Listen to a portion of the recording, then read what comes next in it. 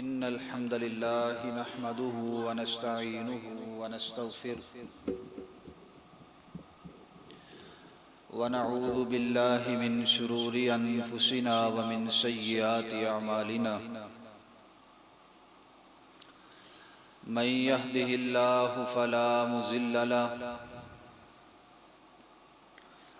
ومن يضلل فلا هادي له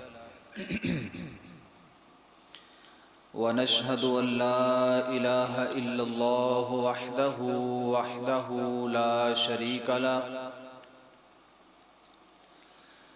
لا شريك له ولا نظير له ولا مثل له ولا مثال له ولا جلد له ولا بلد له ولا صفات له ولا مقارن له ولا عضو له ولا نظم له ولا كمال له ولا جمال له ونشهد أن سيدنا وسندنا وخطيبنا وطبيبنا وهادينا ومرشدنا محمدا عبده ورسوله أما بعد فإن خير الحديث كتاب الله وخير الهدي هدي محمد صلى الله عليه وسلم وشر الأمور محدثاتها وكل محدثة بدعة وكل بدعة ضلالة وكل ضلالة في النار يا أيها الذين آمنوا اتقوا الله حق تقاته ولا تموتن إلا وأنتم مسلمون يا أيها الناس اتقوا ربكم الذي خلقكم من نفس واحدة وخلق منها زوجها وبث منهما رجالا كثيرا ونساء واتقوا الله الذي تساءلون به والأرحام إن الله كان عليكم رقيبا يا أيها الذين آمنوا اتقوا الله وقولوا قولا سديدا يصلح لكم أعمالكم ويغفر لكم ذنوبكم ومن يطع الله ورسوله فقد فاز فوزا عظيما وقال الله تعالى في شان حبيبه إن الله وملائكته يصلون على النبي يا أيها الذين آمنوا صلوا عليه وسلموا تسليما اللهم صل على محمد وعلى آل محمد كما صليت على إبراهيم وعلى آل إبراهيم إنك حميد مجيد اللهم بارك على محمد وعلى آل محمد كما باركت على إبراهيم وعلى آل إبراهيم إنك حميد مجيد رب اشرح لي صدري ويسر لي أمري واحلل عقدة من لساني يفقه قولي رب زدني علما رب زدني فهما رب زدني عملا اللهم يا معلم آدم علمني ويا مفهم سليمان فهمني اللهم انفعني بما علمتني وعلمني ما ينفعني وزدني علما آمين. وقال الله تبارك وتعالى في القرآن المجيد والفرقان الحميد أعوذ بالله السميع العليم من الشيطان الرجيم بسم الله الرحمن الرحيم يا أيها الذين آمنوا لا تبطلوا صدقاتكم بالمن والأذى وقال الله تعالى في مقام آخر وقدمنا إلى ما عملوا من عمل فجعلناه هباء منثورا صدق اللہ العظیم۔ ہر قسم کی حمد و ثنا، تمام قسم کی تعریفات، تمجیدات، تسبیحات، تحلیلات، اکائی، یکتائی، تنہائی، بادشاہی، شہنشاہی، الوہیت، ملوکیت، ربوبیت، سب اللہ وحدہ لا شریک کی ذات کے لیے،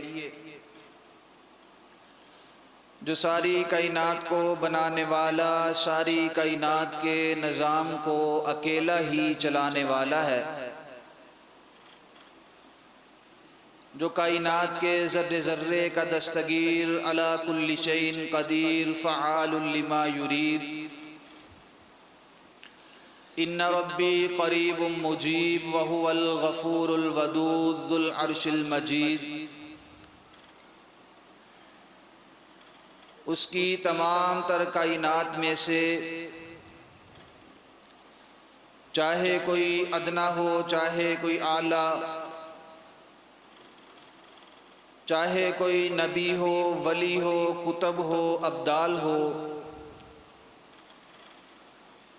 اس کی تمام تر مخلوقات میں سے کوئی بھی اس کی تمام تر بادشاہت میں ذرہ برابر بھی شریک نہیں۔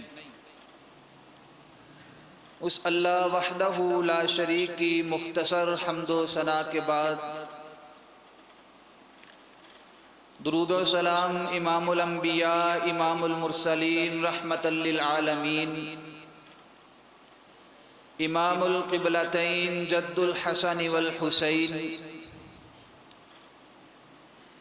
ہادی السبل، دانائے سبل، ختم الرسل،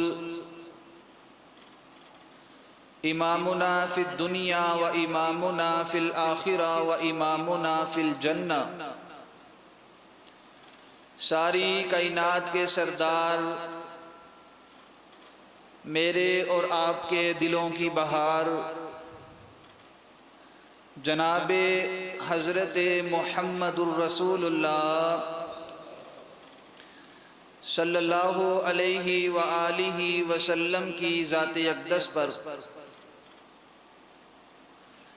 کہ جنہوں نے اس دنیا میں آ کر بنی نوع انسان کی ڈوبتی ہوئی ناؤ کو سہارا دیا،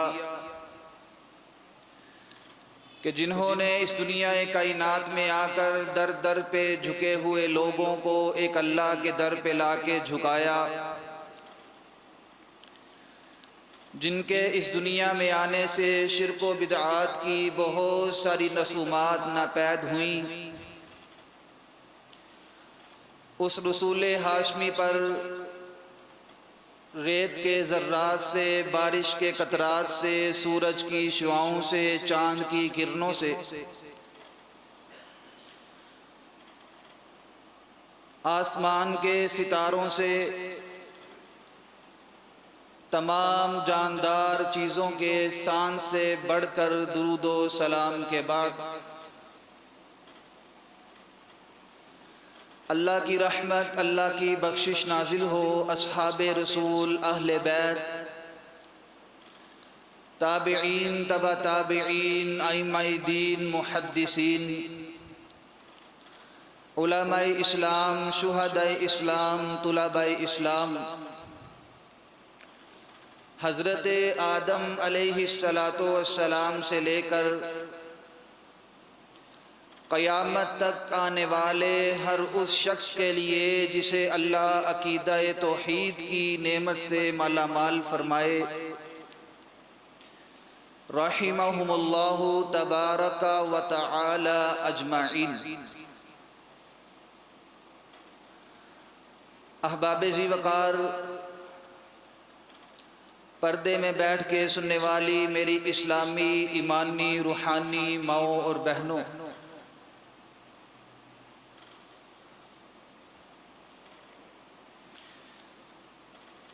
آج ذی الحجہ کی 11 تاریخ ہے۔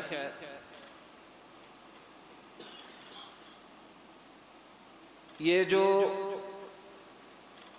عشرہ گزرا ہے یہ تمام تر سال کے عشروں میں سے سب سے زیادہ افضل، سب سے زیادہ فضیلت والا، سب سے زیادہ مقام اور شان والا عشرہ تھا۔ اس میں یقیناً ہم نے اللہ سبحانہ و تعالی کی توفیق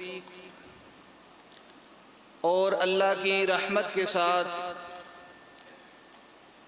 ہم نے کئی ایک نیکیوں میں بڑھ چڑھ کے حصہ لیا، اور پھر اس عشرے کے اختتام پر ہم نے پاک پیغمبر علیہ السلام کی سنت کے مطابق نماز عید الاضحیٰ ادا کی، اور پھر نماز عید الاضحیٰ ادا کرنے کے بعد جد الانبیاء حضرت ابراہیم علیہ السلام کی سنت یعنی کہ قربانی، اس کو ہم نے پاک پیغمبر علیہ السلام کے طریقے کے مطابق ادا کیا۔ یہ تمام تر نیکیاں ہم نے اللہ کی توفیق اور رحمت کے ساتھ کی، لیکن یہ نیکیوں کا خزانہ یہ ایک ایسا خزانہ ہے کہ اس خزانے کے اوپر حملہ کرنے کے لیے ایک چور، جس کی ازل سے لے کر ابد تک یہ کوشش ہے، یہ کاوش ہے کہ میں کسی نہ کسی طریقے کے ساتھ ایمان والے مسلمان ان کی نیکیوں کو میں ضائع کروا دوں، ان کی نیکیاں میں ان کے نامہ اعمال سے ختم کروا کے ان کے نامہ اعمال میں گناہوں کا اضافہ کروا دوں۔ وہ چور کون ہے؟ اس چور کا ذکر اللہ تعالیٰ نے قرآن پاک کے اندر کیا۔ اللہ تعالیٰ فرماتے ہیں ان الشیطان للانسان عدو مبین۔ اللہ فرماتے ہیں بے شک شیطان یہ انسان کا سب سے بڑا دشمن ہے۔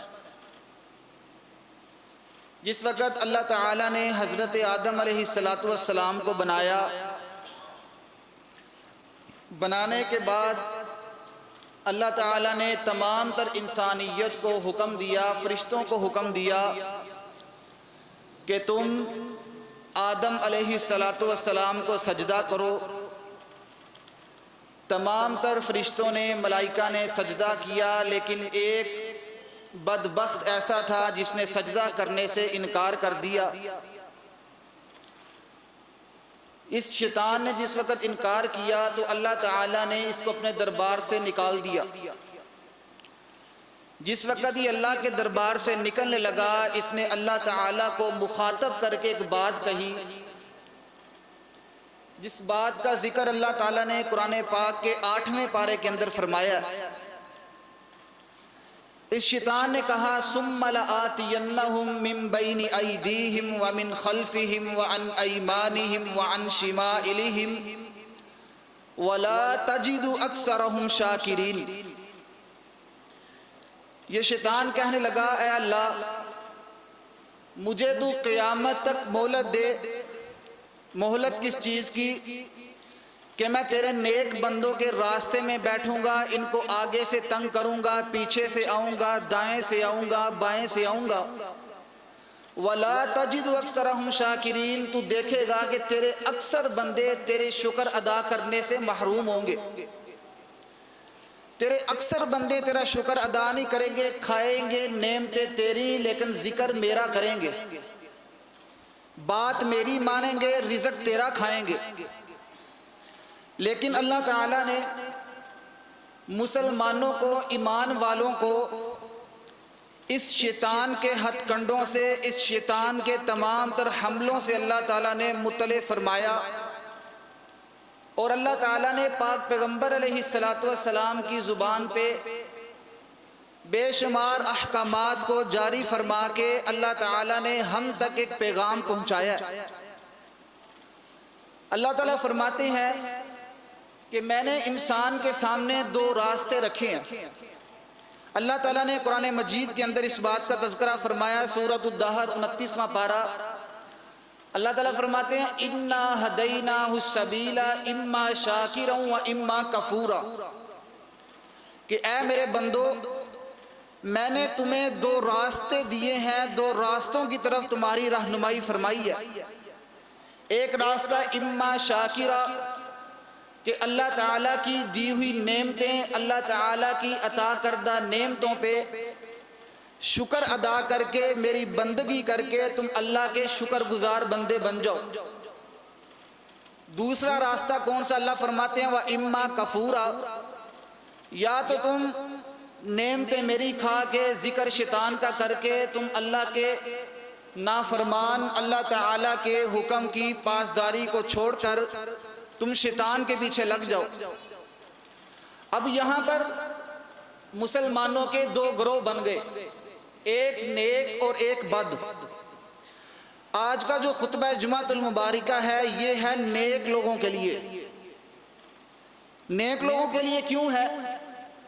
کیونکہ اللہ تعالیٰ نے قرآن پاک کے اندر 19ویں پارے کے شروع میں آیت نمبر 3 کے اندر اللہ تعالیٰ فرماتے ہیں کہ کل قیامت کا دن ہوگا، کئی لوگ ایسے آئیں گے پوری زندگی نیک اعمال کرتے رہے، پوری زندگی نمازیں پڑھتے رہے، پوری زندگی قربانیاں کرتے رہے، پوری زندگی اللہ تعالیٰ کو راضی کرنے میں لگا دی، لیکن جس وقت قیامت کا دن ہوگا اللہ تعالیٰ فرماتے ہیں ہباء منثورا، کہ میں ان کے تمام تر اعمال کو اس طرح ہوا میں اڑا دوں گا جس طرح مٹی کے ذرات ہوا میں اڑ جاتے ہیں۔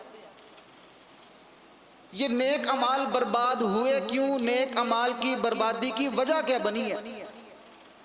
ان وجوہات میں سے میں آپ کے سامنے چند وجوہات رکھوں گا کہ جن کی وجہ سے بندے کے نامہ اعمال کے اندر بڑے سے بڑی نیکی بھی شیطان ضائع کروا دیتا ہے۔ ہمارے معاشرے کے اندر یہ جو میں گناہوں کا ذکر کرنے جا رہا ہوں یہ ہمارے معاشرے میں کثرت کے ساتھ پائے جاتے ہیں۔ میں نے پہلے عرض کی ہے کہ میرا آج کا جو خطبہ جمعہ ہے یہ برے لوگوں کے لیے نہیں بلکہ نیک اور نمازی لوگوں کے لیے ہے۔ جس وقت بندہ نیک اعمال کر کے تھک چکا ہوتا ہے اس کے ذہن کے اندر یہ بات شیطان بٹھا دیتا ہے کہ تم نے بڑی نمازیں پڑھی ہیں زندگی میں، ہر سال روزے رکھے ہیں، ہر سال تو حج پہ گیا ہے، بڑے عمرے کیے ہیں، ادھر سے تم نے فوت ہونا ہے، ادھر سے موت کا پیغام آنا ہے، تم نے سیدھا رب کی جنت میں چلے جانا ہے۔ لیکن ہوتا کیا کہ یہاں سے بندہ فوت ہوا، ادھر سے اللہ تعالیٰ نے اس کے تمام تر اعمال کو برباد کر کے اس کو جہنم کا ایندھن بنا دیا۔ وجہ کیا بنی؟ ان وجوہات میں سے سب سے پہلی وجہ یہ ہے کہ بندے کے عقیدے کے اندر شرک آ جائے۔ جس بندے کے عقیدے کے اندر شرک آ گیا پھر اس بندے کا نامہ اعمال سمجھ لو نیکیوں سے خالی ہے۔ میری بات نہیں، اللہ تعالیٰ نے قرآن پاک کے اندر فرمایا ان اللہ لا یغفر ان یشرک بہ ویغفر ما دون ذلک لمن یشاء۔ اللہ فرماتے ہیں اے میرے بندے تو میرے سامنے بڑے بڑے گناہ لے کے آ، بڑے بڑے کبیرہ گناہ لے کے آ، میں سارے گناہ معاف کر دوں گا، لیکن شرک میں نے کبھی معاف نہیں کرنا۔ جو بندہ مشرک ہوگا، شرک کرنے والا، اس کو ملے گا کیا؟ یہ بھی اللہ تعالیٰ نے قرآن پاک کے اندر بیان کیا ہے۔ 6واں پارہ اللہ فرماتے ہیں انہ من یشرک باللہ فقد حرم اللہ علیہ الجنہ ومأواہ النار۔ اللہ فرماتے ہیں جو بندہ شرک کرنے والا ہوا فقد حرم اللہ، پس تحقیق اللہ نے حرام کر دیا، علیہ الجنہ، اس کے اوپر جنت کو، جنت اس کے اوپر حرام ہے، وَمَأْوَاهُ النَّارُ، اس بندے کا ٹھکانہ اللہ تعالیٰ جنت کی بجائے جہنم بنا دیں گے۔ دعا فرمائے اللہ ہمیں جہنم کی گرم ہوا سے بھی محفوظ فرمائے۔ یہ تو پہلا گناہ شرک۔ آج اپنے معاشرے کے اندر دیکھیں اس شرک کی کئی اقسام، کئی ایسی اقسام جو کہ آج ہمارے بڑے بڑے عقیدہ توحید اپنانے والے لوگوں کے اندر آ چکی ہیں۔ اور اسی طرح شرک ایک ایسا کبیرہ گناہ ہے، حضرت لقمان، حکیم لقمان، جس کا ذکر اللہ تعالیٰ نے قرآن پاک میں 21ویں پارے میں کیا ہے، انہوں نے اپنے بیٹے کو سامنے بٹھایا، بٹھا کے کہتے ہیں بیٹا تجھے میں نصیحتیں کرنے لگا ہوں، ان نصیحتوں میں سے کون سی نصیحت؟ فرمایا کبھی بھی لا تشرک باللہ، اللہ کے ساتھ شرک نہ کرنا، بلکہ فرمایا ان الشرک لظلم عظیم، بے شک شرک ایک بہت بڑا ظلم ہے۔ اور دوسرے مقام پہ اللہ تعالیٰ فرماتے ہیں واللہ لا يحب الظالمین، جو بندہ ظلم کرنے والا ہوتا ہے اللہ تعالیٰ اس کے ساتھ محبت نہیں کرتے۔ ظاہری بات ہے جس کے ساتھ محبت اللہ کو نہیں، اس کا ٹھکانہ جہنم ہے۔ اب آئیے نبی رحمت جناب محمد الرسول اللہ صلی اللہ علیہ وسلم نے اپنے ایک صحابی کو وصیت کرتے فرمایا اوصانی خلیلی، اے میرے دوست میں تجھے وصیت کرتا ہوں۔ کس بات کی وصیت؟ آپ علیہ السلام نے فرمایا یاد رکھو زندگی کے اندر اگرچہ تمہارے جسم کے ٹکڑے ٹکڑے کر دیے جائیں، اگرچہ تمہاری موت واقع ہو جائے، لیکن کبھی بھی ایک گناہ نہ کرنا۔ وہ گناہ کون سا ہے؟ فرمایا لا تشرک باللہ شیئا، اللہ تعالیٰ کے ساتھ کسی قسم کا بھی شرک نہ کرنا۔ ذرہ برابر بھی شرک جس وقت بندے کے اعمال میں آتا ہے، اللہ تعالیٰ اس کی زندگی کے سارے اعمال کو برباد کر کے، نیک اعمال کو برباد کر کے اللہ تعالیٰ اس بندے کو جہنم کا ایندھن بنا دیتے ہیں۔ اب آئیے دوسرا گناہ جس کی وجہ سے بندے کے نیک اعمال، قربانیاں، صدقات و خیرات، نمازیں، نوافل، یہ سارے ضائع ہو جاتے ہیں۔ وہ کون سا ہے؟ وہ ہے بدعت۔ جس بندے کے نامہ اعمال میں بدعت آ جائے، بدعت کی ملاوٹ ہو جائے، اس کا کوئی بھی عمل اللہ کی بارگاہ میں قبول نہیں ہوتا۔ میری بات نہیں، پڑھیے صحیح البخاری کو، امام بخاری رحمہ اللہ اس حدیث کو لے کے آئے ہیں۔ حضرت امی عائشہ رضی اللہ تعالیٰ عنہ بیان کرتی ہیں کہ پاک پیغمبر علیہ السلام نے فرمایا من عمل عملا لیس علیہ امرنا فہو رد۔ حضرت امی عائشہ فرماتی ہیں کہ پاک پیغمبر علیہ السلام نے فرمایا جس عمل کے اوپر جب بھی کوئی بندہ نیک عمل کرے، اگر اس عمل کے اوپر میں محمد صلی اللہ علیہ وسلم کی مہر نہیں، میرا طریقہ نہیں، فرمایا فہو رد، وہ عمل اللہ کی بارگاہ میں مردود ہے، اللہ کی بارگاہ میں قبول نہیں ہوتا۔ اگر کوئی نماز پڑھے نبی پاک علیہ السلام کی سنت کے مطابق، اگر کوئی قربانی کرے پاک پیغمبر علیہ السلام کی سنت کے مطابق، اگر کوئی نیک اعمال چھوٹے سے چھوٹا بھی کرے، جب وہ پاک پیغمبر علیہ السلام کی سنت کے مطابق ہوگا پھر اللہ کی بارگاہ میں قبول ہے، ورنہ اس عمل کا اللہ کے نزدیک ذرہ برابر بھی اللہ کو اس کی کوئی اہمیت کی ضرورت نہیں۔ اللہ تعالیٰ اس کو اس بندے کے عمل کی کوئی ضرورت نہیں ہے۔ اگر عمل پاک پیغمبر اسلام کی سنت کے مطابق ہوگا پھر اللہ کی بارگاہ میں قبول ہے، ورنہ اللہ تعالیٰ اس بندے کے عمل کو برباد کر دیتے ہیں۔ دوسرا گناہ یہ ہے بدعت۔ جس بندے کے نامہ اعمال میں بدعت کی ملاوٹ ہو، اس بندے کی زندگی کے سارے اعمال ضائع ہو جاتے ہیں۔ اب آئیے تیسرا گناہ جس کی وجہ سے اللہ تعالیٰ بندے کے تمام نیک اعمال برباد فرما دیتے ہیں، وہ گناہ کون سا ہے؟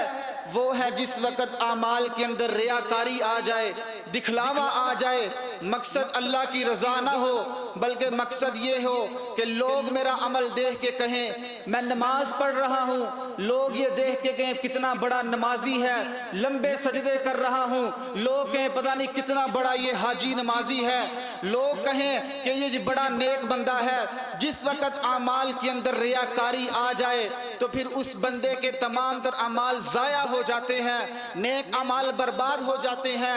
صحیح مسلم کی حدیث ہے، پاک پیغمبر اسلام نے فرمایا کل قیامت کا دن ہوگا، قیامت کے دن اللہ تعالیٰ سب سے پہلے جہنم کی آگ کو نہ زانیوں سے بھڑکائیں گے نہ شرابیوں سے بھڑکائیں گے، بلکہ سب سے پہلے سب سے بڑے 3 عمل کرنے والے لوگ سب سے پہلے اللہ تعالیٰ بلائیں گے۔ قاری قرآن کو، حافظ قرآن کو، عالم دین کو بلائیں گے، بلا کے کہیں گے ہاں بتا تو کیا کر کے آیا ہے؟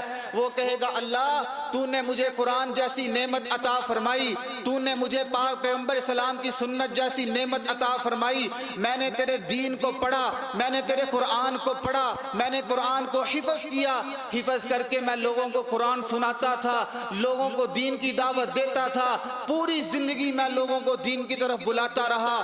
اللہ فرمائیں گے تو بتا یہ تو نے کس مقصد کے لیے کیا ہے؟ وہ کہے گا اللہ میں اس مقصد کے لیے کرتا رہا ہوں کہ میں اللہ اس مقصد کے لیے یہ کام کرتا تھا کہ تو میرے سے راضی ہو جائے۔ اللہ فرمائیں گے کذبتا، تو جھوٹ بولتا ہے، تو اس مقصد کے لیے نہیں تھا کرتا، بلکہ تیرا مقصد یہ تھا کہ میں قرآن پڑھوں، مصلی پہ کھڑا ہو کے میں آنسو بہاؤں، لوگ کہیں گے پتہ نہیں کتنا اللہ کا نیک بندہ ہے، لوگ کہیں گے جی فلانا قاری فلانا قاری، اس کی بڑی پیاری آواز ہے، صرف لوگوں کی داد حاصل کرنے کے لیے، لوگوں کو خوش کرنے کے لیے یہ عمل کرتا رہا ہے۔ اللہ فرمائیں گے فرشتوں سے آج ان تمام تر اعمال کا میرے پاس کوئی بھی صلہ نہیں ہے۔ اللہ فرمائیں گے فرشتوں کو فرشتوں اس کو پکڑو، پکڑ کے جہنم کی آگ میں پھینک دو۔ دوسرا بندہ وہ ہوگا جو مجاہد، ساری زندگی فی سبیل اللہ جہاد کرنے والا، اللہ کے راستے میں لڑائی کرنے والا، اپنا مال اللہ کے راستے میں پیش کرنے والا، اپنی جان اللہ کے راستے میں پیش کرنے والا وہ بندہ آئے گا۔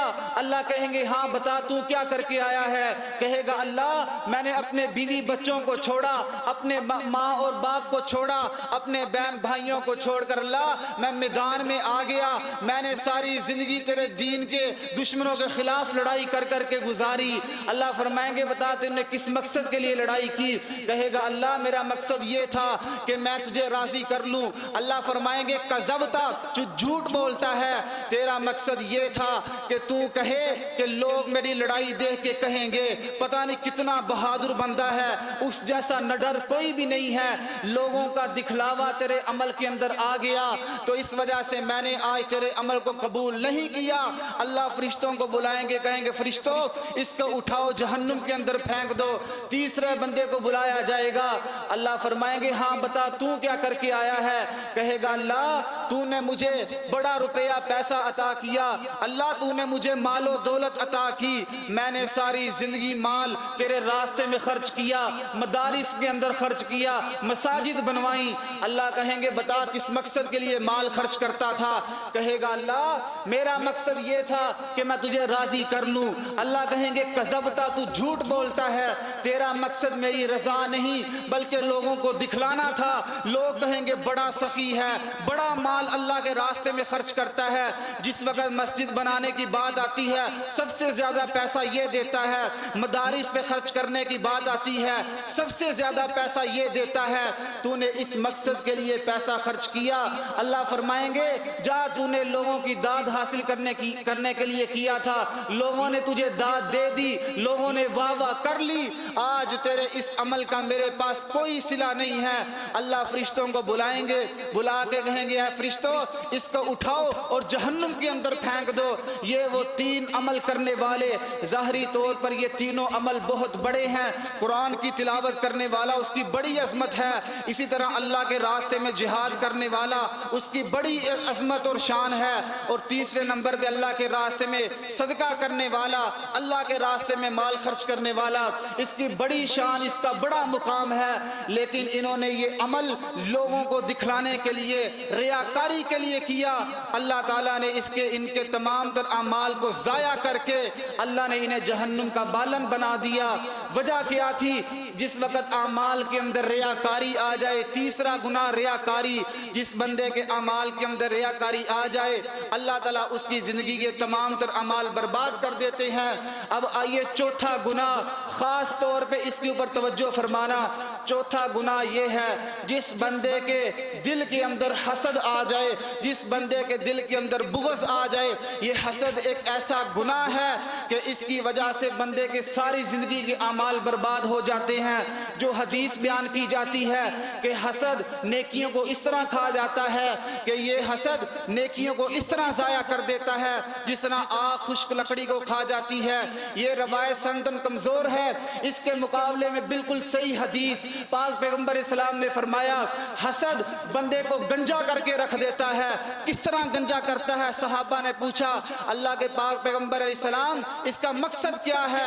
آپ علیہ السلام نے فرمایا اس حدیث کا اس کا مطلب یہ ہے جس طرح گنجے بندے کے سر کے اوپر کوئی بال نہیں رہتا، اسی طرح حسد کرنے والے بندے کے نامہ اعمال میں کوئی نیکی باقی نہیں رہتی۔ جس طرح گنجے بندے کا سر بالوں سے خالی ہوتا ہے، اسی طرح حسد کرنے والے بندے کا نامہ اعمال نیکیوں سے بالکل خالی ہوتا ہے۔ اپنے دل کو حسد سے پاک کیجئے، اپنے دل کو بغض سے پاک کیجئے۔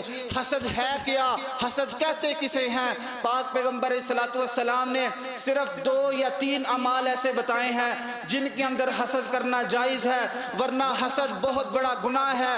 اس سے بھی اللہ تعالیٰ بندے کو جہنم کے اندر پھینک دیتے ہیں، اللہ تعالیٰ بندے کے تمام تر اعمال کو برباد کر دیتے ہیں۔ آج ہم اپنے معاشرے کے حالات دیکھیں، اگر کسی بندے کے پاس 4 پیسے آ جائیں، دوسرا بندہ حسد کر کر کے ویسے ہی مر جاتا ہے، دوسرا بندہ جل جل کے ویسے ہی مر جاتا ہے۔ یہ حاسد بندہ ایسا ہے، اس نے کل قیامت والے دن جہنم کی آگ میں جلنا ہی جلنا ہے، لیکن یہ زندگی کے اندر حسد کی آگ میں جلتا رہتا ہے، زندگی کے اندر ہر وقت حسد کی آگ میں۔ یہ حسد جائیے جا کے آپ میڈیکل کو پڑھ کے دیکھیے، کئی ڈاکٹر حضرات بتاتے ہیں جو بندہ کسی کے بارے میں دل کے اندر بغض رکھتا ہے، حسد رکھتا ہے، ہر وقت جلتا رہتا ہے، ڈاکٹر کہتے ہیں اس بندے کو کئی ایک بیماریاں گھیر لیتی ہیں، وہ بندہ ڈپریشن کا مریض ہو جاتا ہے، اس بندے کو دل کا مسئلہ، اسی طرح جگر کا مسئلہ بن جاتا ہے۔ یہ حسد جہاں پہ روحانی بیماری ہے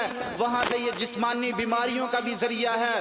آئیے یہ تمام تر اعمال سے خود بھی بچیے، اپنے گھر والوں کو بھی بچائیے۔ یہ حسد اللہ معاف فرمائے، کئی ایسے نمازی حضرات نمازیں جماعت کے ساتھ پڑھنے والے، 5 وقت کی نماز پڑھنے والے، لیکن حسد کوٹ کوٹ کے بھرا ہوا دلوں کے اندر، کسی کو ہم خوش نہیں دیکھ سکتے۔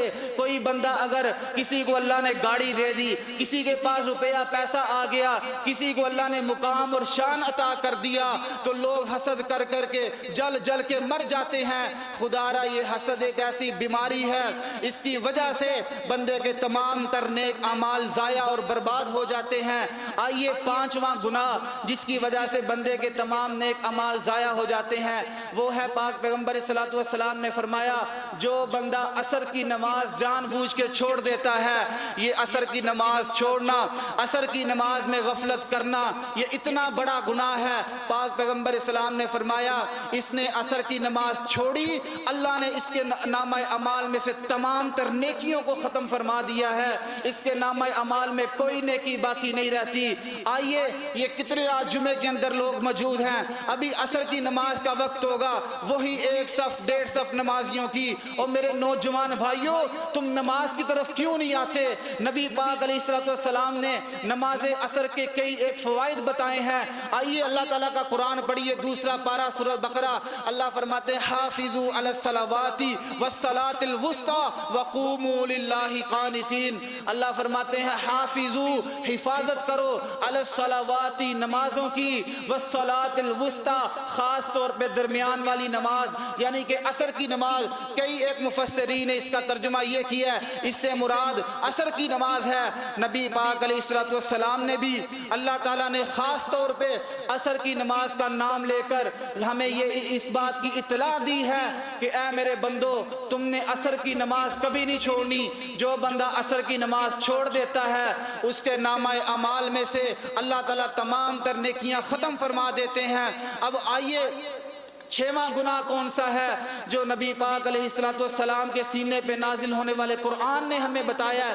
اللہ فرماتے ہیں یا ایھا الذین آمنو، اے ایمان والو، لا تبطلوا صدقاتکم بالمن والاذی، تم دیکھنا لا تبطلوا، کہیں تم ضائع نہ کر بیٹھنا، صدقاتکم، اپنے صدقے، اپنے نیک اعمال، بالمن والاذی، لوگوں کے ساتھ احسان جتلا کے۔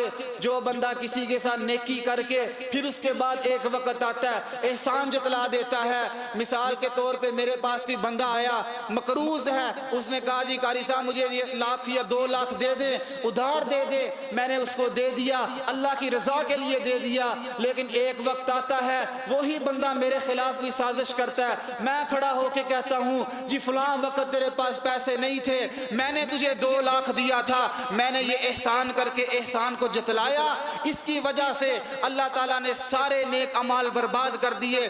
اور اگلا گناہ قرآن پاک نے بیان فرمایا والاذی، لوگوں کو اذیت دینا، اپنی زبان سے، اپنے ہاتھ سے لوگوں کو اذیت دینا، لوگوں کو تکلیف پہنچانا، یہ بھی ایسا گناہ ہے کہ اس کی وجہ سے بھی بندے کے نیک اعمال برباد ہو جاتے ہیں، مسلمان کے نیک اعمال ضائع ہو جاتے ہیں۔ اب آئیے نبی پاک علیہ الصلوۃ والسلام کی کئی ایک احادیث کا ترجمہ آپ علیہ السلام نے فرمایا، صحیح البخاری کی حدیث ہے، آپ علیہ السلام فرماتے ہیں بندہ ساری زندگی عمل کرتا رہتا ہے، عمل کرتا رہتا ہے، حدیث کا ترجمہ ہے اس بندے کے اور جنت کے درمیان صرف یہ ایک بالش کا فاصلہ رہ جاتا ہے، وہ بندہ یعنی کہ ادھر سے فوت ہوگا، ادھر سے اللہ کی جنت میں داخل ہو جائے گا، لیکن آخری وقت کے اندر زندگی کے آخری ایام میں اپنی زبان سے کوئی ایسا بول نکالتا ہے، اس بول کی وجہ سے حدیث کے الفاظ ہیں، حدیث کی سند کا ذمہ دار ہوں، حدیث کے الفاظ نبی پاک علیہ السلام نے فرمایا اللہ تعالیٰ اس کی زبان سے نکلے ہوئے اس بول کی وجہ سے اس بندے کو جنت سے 70 سال دور کر دیتے ہیں، یہ بندہ جنت سے 70 سال کی دوری پہ چلا جاتا ہے۔ یہ زبان کی وجہ سے لوگوں کو تکلیف دینا، ہاتھ سے لوگوں کو تکلیف دینا، اس سے بھی لوگوں کے اور مسلمانوں کے نیک اعمال ضائع ہو جاتے ہیں۔ یہاں پہ ایک میں بات کرنا چاہتا ہوں، نبی پاک علیہ السلام کی حدیث ہے المسلم من سلم المسلمون من لسانہ و یدہ، وہ بندہ مسلمان نہیں ہو سکتا جس کی زبان اور جس کے ہاتھ سے دوسرا مسلمان محفوظ نہیں ہے۔ یہاں پہ ایک بات کرنا چاہتا ہوں، یہ تو عام مسلمانوں کے بارے میں بات ہے، تو اگر کوئی آج کھڑا ہو کے اپنی زبان اور اپنے ہاتھ سے صحابہ کرام رضوان اللہ علیہ مجمعین پہ تبرہ کرے، صحابہ کرام کے خلاف اپنی زبان چلائے، وہ بندہ کس طرح مسلمان رہ سکتا ہے؟ یہ صحیح البخاری کی حدیث کا ترجمہ کر رہا ہوں، صحیح البخاری کی حدیث، اور وہ بندہ میں تو اس طرح کہتا ہوں جو صحابہ کے خلاف زبان چلاتا ہے، صحابہ کو زبان کی وجہ سے اذیت دیتا ہے، اس کے ہاتھ سے تو وہ اپنے ہاتھ سے خود محفوظ نہیں رہتا، وہ پھر سال کے بعد اپنے ہاتھ سے اپنے سینے کو پیٹتا ہے، وہ اپنے ہاتھ سے اپنے سینے کے اوپر ہاتھ مار مار کے لوگوں کو بتلاتا ہے کہ یہ حقیقت میں صحابہ کے دشمن ہم ہیں، صحابہ پہ تبرہ کرنے والے ہم ہیں۔ یہ حدیث عام مسلمان کے بارے میں ہے، لیکن اگر کوئی صحابہ کے بارے میں زبان چلائے وہ بندہ اپنے ہاتھ سے خود محفوظ نہیں رہتا، یہ بھی میرے اللہ کی شان ہے، میرے اللہ کی قدرت ہے۔ اب آئیے یہاں سے یہ بات ثابت ہوتی ہے جس بندے کی زبان سے، جس بندے کے ہاتھ سے دوسرا مسلمان محفوظ نہیں، اس کے بھی نامہ اعمال میں کوئی نیک عمل باقی نہیں رہتا۔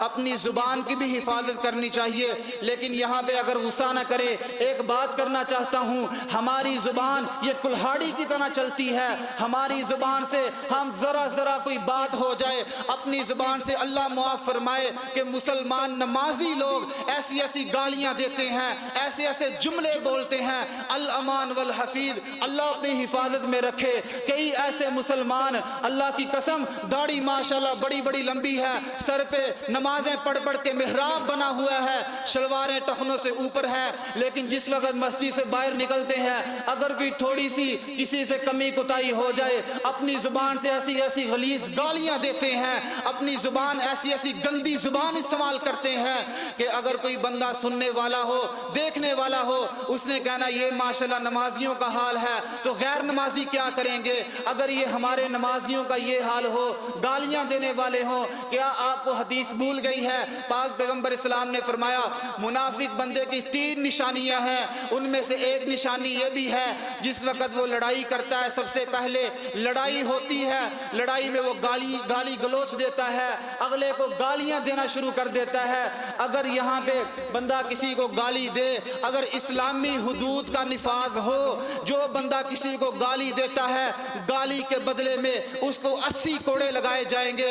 احادیث کے مطابق جو بندہ کسی کے اوپر تہمت لگاتا ہے، تہمت کی جو سزا ہے وہ گالی دینے والے کو لگائی جائے گی۔ اگر کوئی اس کی تفصیل پوچھنا چاہے، تفصیل بتانے کے لیے میں تیار ہوں۔ اب آئیے آگے چلیے، اللہ تعالیٰ نے قرآن مجید کے اندر اس بات کا اعلان فرمایا۔ اللہ فرماتے ہیں کل قیامت کا دن ہوگا، بڑے بڑے نیک لوگ آئیں گے، بڑے بڑے نمازی آئیں گے، بڑے بڑے حاجی آئیں گے، پوری زندگی حج کرتے رہے، پوری زندگی عمرے کرتے رہے، نمازیں پڑھ پڑھ کے ماتھے پہ محراب بنے ہوں گے۔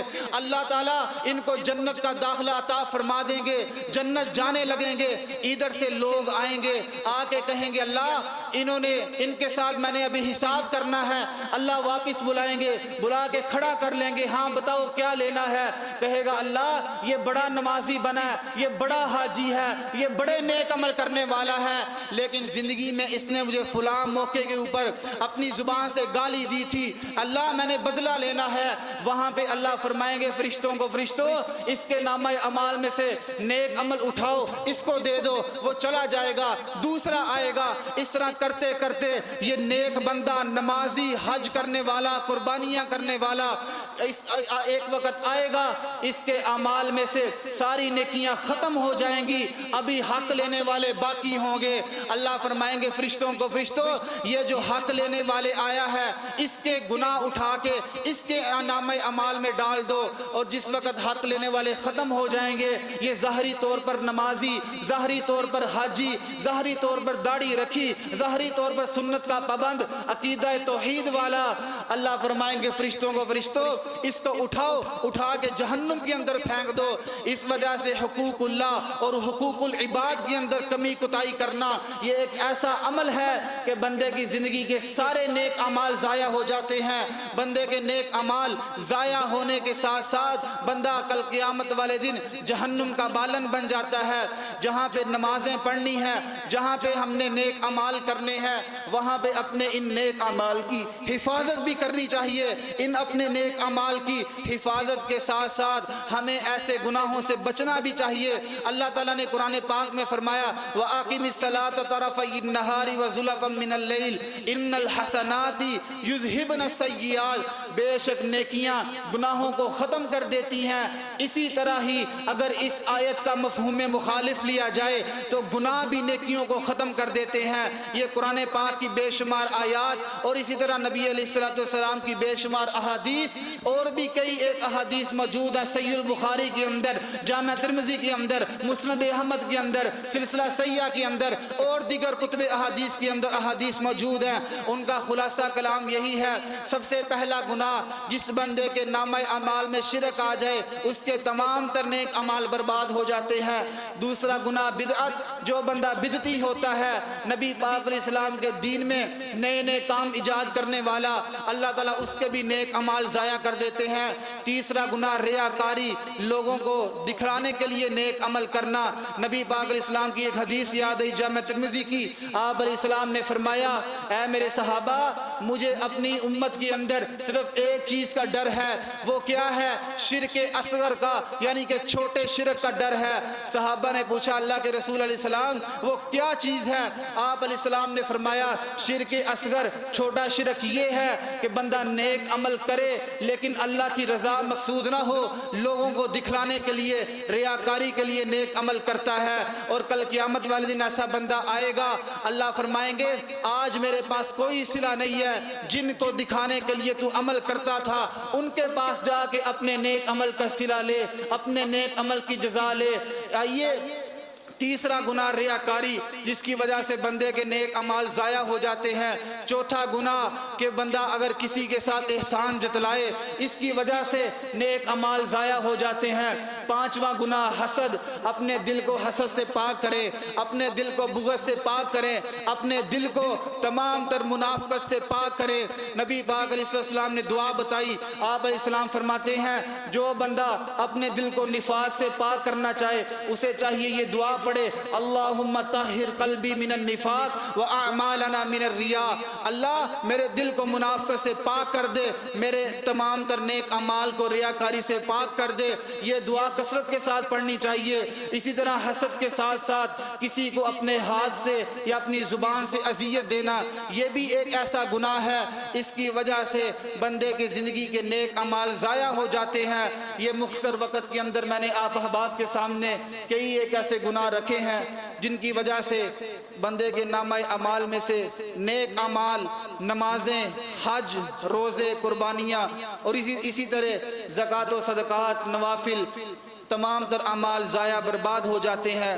اللہ تعالی ہمیں اپنے اعمال کی حفاظت کرنے کی توفیق عطا فرمائے۔ اللہ تعالی ہمیں تمام تر کام خالصتاً اپنی رضا کے لیے کرنے کی توفیق عطا فرمائے۔ ھذا ما کان عندی واللہ اعلم۔